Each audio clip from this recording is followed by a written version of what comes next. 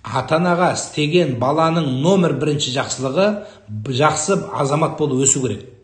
Жақсы азамат болып өссеңіз, иманды, салихалы, Алланы таныған, одан кейін елінің қиянат қылмаған, ұрлық қылмаған, зорлық қылмаған, харамға бармаған бала болсаң, бұл дүниедегі жақсылық істей алмаған жақсылығыңнан бүкіл сенің сауабыңнан барат та тұрады, қияметке барат та тұрады, сауабы барат та тұрады.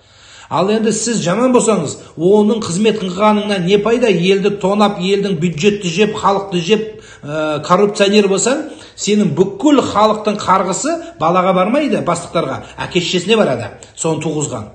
Сондықтан сіз жақсы азамат болыңыз, қарындасым. Сен өз өміріңді өзің керемет қылып сүйреп алып кет, еліңнің қызметінде бол. Содан сауап барады. Балаларыңды иманды қылып тәрбиеле, содан сауап барады. Намазда тұр, оразада тұр. Даже сен атын айтпасаң да мамаңның миллион рет риза қылғанның сауабын аласың. Бір рет емес, миллион.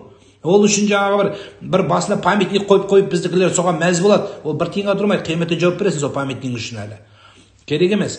Сондықтан сіз памятниктің памятнигі артынан сен памятник бол. Керемет бала болып өс ата-анаңа. Ата-анаң саған салған сарыпты нәрсені ақтағаның, сен мысалы оқытты, çoқыттым деген сол ақтағаның, сол біліммен ары қарай халыққа еңбек ет. Мұмин, мұсылман болып өс. Елді алдама, коррупцияға барма, жаманшылық жасама, көршімен ұрыспа, тіліңе ие бол, көзіңе ие бол, құлағыңа ие бол. Сенен артық ата-анаға қызмет жасаған адам болмайды бұл өмірде.